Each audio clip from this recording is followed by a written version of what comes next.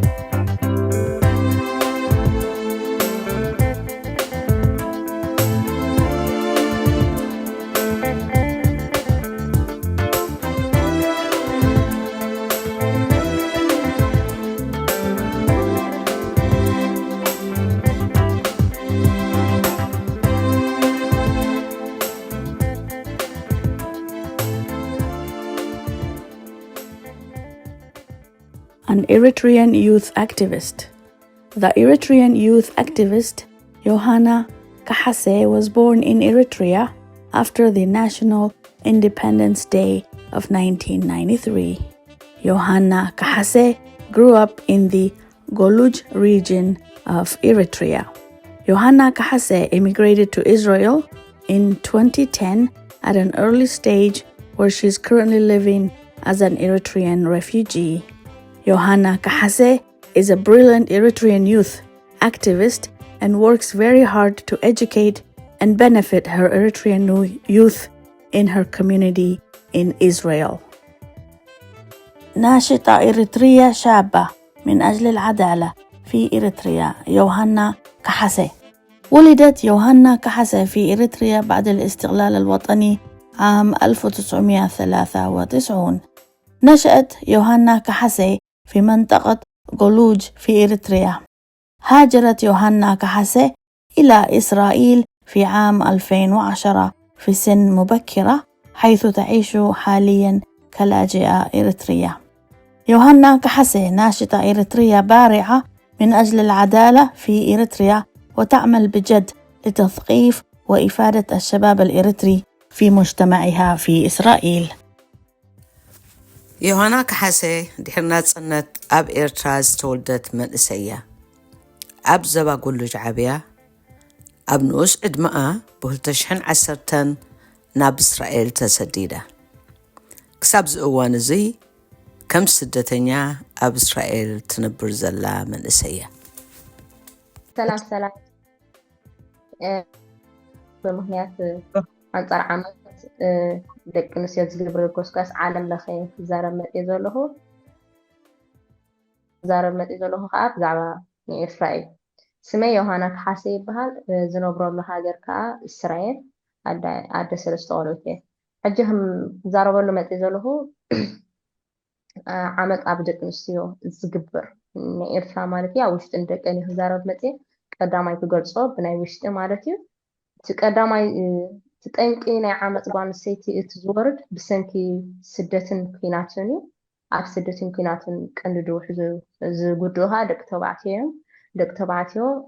ንስደት ይውሕዙ ንኩናት ኣብ ኩናት ከዓ ይጉድኡ ማለት እዩ እታ ቀንዲ ወፃዓ ዝወርዳ ከዓ ጓል ኣንስተይቲ ማለት እዩ ኣደ ክትከውን ትኽእል ዘይተመርዐወት ክትከውን ትኽእል ቆልዓ ክትከውን ትኽእል ማለት እዩ ሕጂ ክዛረቦ መፅእ ዘለኹም ቀዳማይ ብዛዕባ ደብሪ እየ ክዛረባ ለለ ደብሪ ኣብ ቅድስቲ ድምያና ዝበሃል ኣብ ኣስመራ ሕጂ ዝመፀት ተገይሩ ዘሎ መለን ደቂ ኣንስትዮና ኣብኡ ይውሕዛ ኣለዋ እተን ዝውሕዛ ዘለዋ ደቂ ኣንስትዮ ከዓ ዝተምሃራ ኣብ ዝለዓለ ደረጃ ዝበፅሓ ንዕኡ ንክበፅሓ ክንደይ ዋጋ ዝኸፈላ ናብኡ ይኸዳ ኣለዋ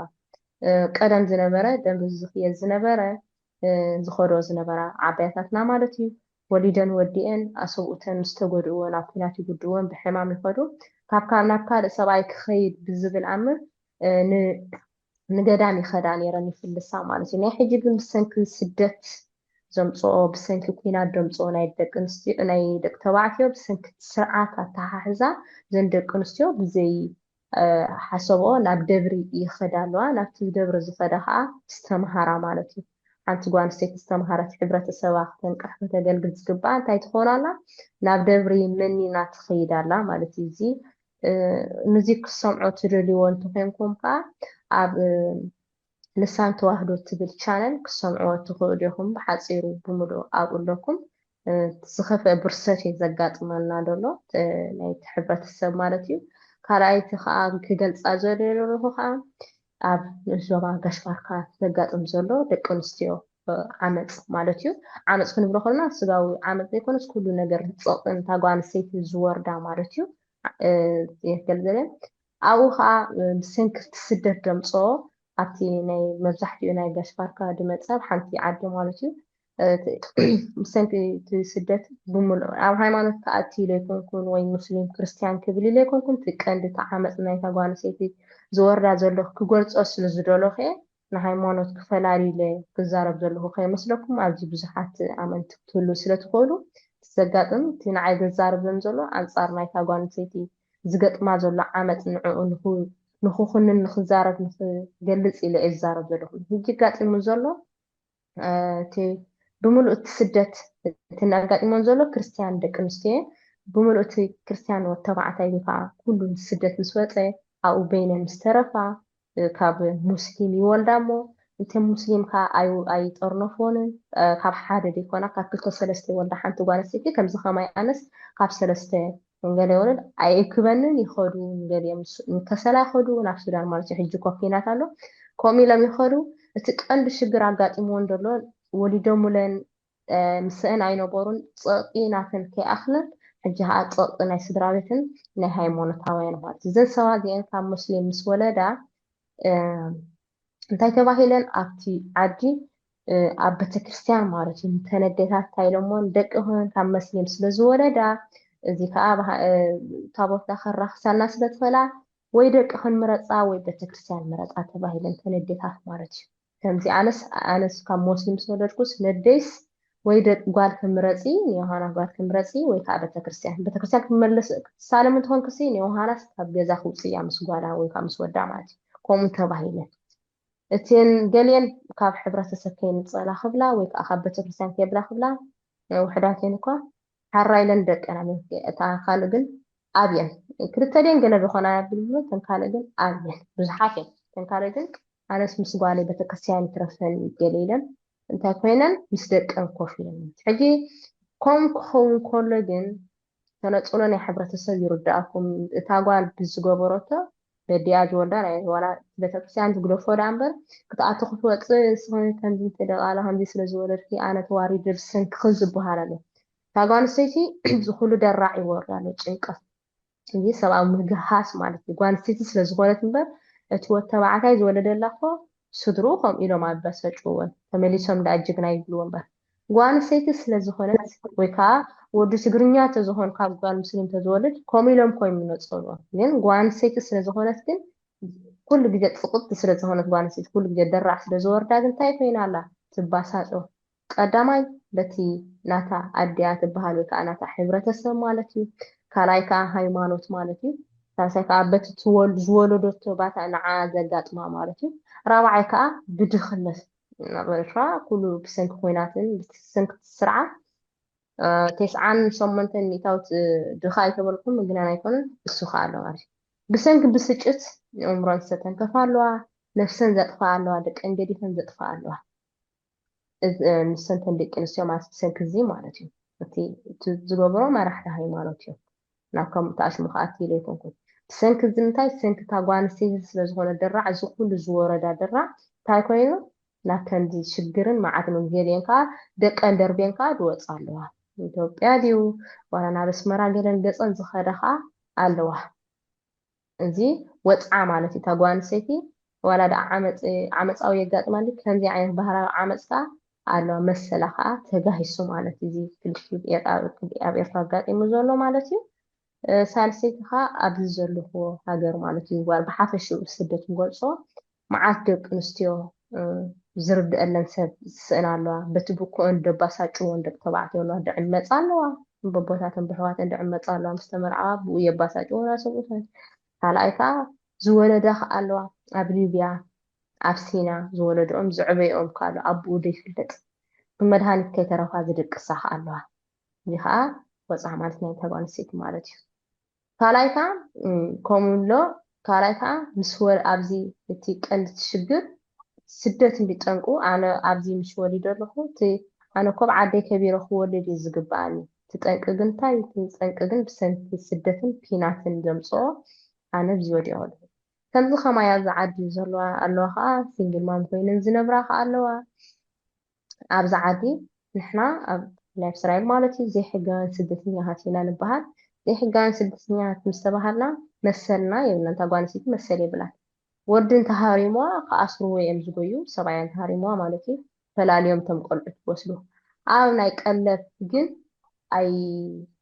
ኣየገድዱን እዮም ኣየገድዱን ክብለኩም ከለኹ ሲ እታ ጓል ሰብ ኣነ ቀለብ ኣይተዋሃብኩን ኢላ እንትወድ ተባዕታይ እንተኸሲሳቶ ኣብ ቤት ፍርዲ ምስ በፅሐ የብለይ እንተኢሉ ዋላ ሓንቲ ክገብሮ ይክእሉ የብለይን ይብል የብለይን ስበሎ ብዘለዎ ክዱ ማለት ሓንቲ እስራኤላዊት ኣደ ወይ ከዓ ጓል ኣንስተይቲ ግን መሰላ ውሕስ ስለዝኾነ ተተፋቲሓ ስጋፍታ ዝመውት ቆልዑቱ ይኸፍል እዩ ዋላ ስጋፍታ ንብረት ይሃልዋ ስጋፍታ ዝነኣሰት ሸይጡ ይቆልቦ እንተኽኢሉ ከዓ ሰሪሑ ከዓ ይቆልቦም ከንገለ ኢሉ ሕማም ተጋጢምዎ ግን ወረቐት ሰርቲፊኬት ናይቲ ዝሓመሙ ናይ ሕክምና ይምፅእ መንግስቲ ይኸፍሎ ምስ ሓወየ ከዓ ስርሑ ምጀመረ ከዓ እቲ ዝኸፍሎ ዝነበረ ከዓ ይኸፍሎ ማለት እዩ ስለምንታይ ህጂ ኮይኑ እታ ጓል ኣንስተይቲ መሰላ ውሑስ ስለዝኾነ ማለት እዩ ንሕና ግን መሰላ ውሑስ ስለዘይኮነ ኣይንኽፈልን ማለት እዩ እቲ ቀንዲ ፀገም ኣጋጢሙ ዘሎ ከዓ እታ ዘይተኸፈለት ጓል ኣንስተይቲ እቲ ወዲ ተባዕታይ ኣይከፍለክን ኢሉ ከብቅዕ እታ ጓል ኣንስተይቲ ናብራ ይክእሎን እየን ኢላ ክልተ ስራሕ ክሰርሕ ትጀምር ቀዳማይ ስራሕ ናይ ንጎ ድሓን ፀገም ናይ ምሸት ግን ቆልዑ ዓፅያ ድያ ብካሜራ እንዳተኸታተለ ድያ ትኸይድ እዚ ምስ ፈለጠ ኣቦ ደቃ ግን እንታይ ገብራ በቲ ብኮ ይመፃ ካልኣይ ስራሕ እንተዘይወጊድክዮ ከነግረን ፖሊስ ይብላ ከነግረ ይብላ ጨኪና ቆልዑት ክትህቦ ይትኽእል እያ ኣዴኣ ጓል ኣንስተይቲ እያ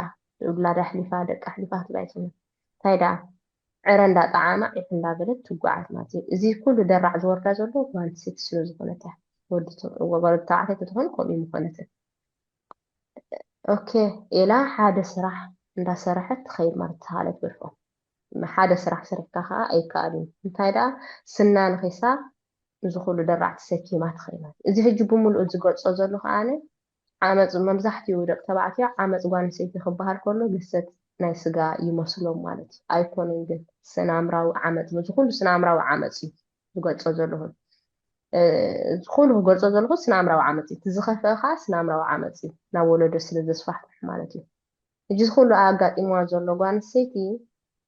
ኩሉ ግዜ ጓል ኣንስተይቲ ብባኣ ክረርቲ እያ ኣቦ ኣብ ጎድና ስለዝኾኑ ሓዋ ማለት እዩ ኣቦዋን ሓዋን ኣብ ጎድና እንተኮይኖም ግን መፃወቲ ሸፋት እያ ትኾን ንሕና ከዓ እዚ ኩሉ እታ ጓል ኣንስተይቲ ደራዕ ወሪድዋ ዘሎ ከዓ ብሰንኪ እንታይ ብሰንኪ ስርዓት ኪናት ስደት ስለዝገበረ እቲ እቲ ሓው ስለዝጠፍአ ካብኡ ደቂ ኣንስትዮ ከዓ ተበቲነን በብዝተበተንኦ ከዓ እንታይ ኮይነን ኣብ ሕማቅ ወዲቖን ማለት እዩ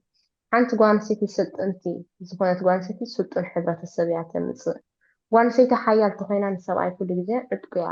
ትዕጥቆ ጓል ኣንስተይቲ ተደኺማ ከዓ ሰብኣይ ዕጥቁ ይፈትሕ ትሪኡ ኣለኹም እቲ ሕብረተሰብ ብኩሉ እንታይ ኮይኑ عدكو فتحالهم سمك نتايو سمك تشجر تسرعتي قوانسي تخاصل الدهمتي فجي بمغنيات أنصار عامتي أنا فوقس قوسي لمتي زلفو يعني Eritrean Women's Association of North America محبر دك أنستيو إريتراويان أب السمن أمريكا جمعية المرأة الإريترية في أمريكا الشمالية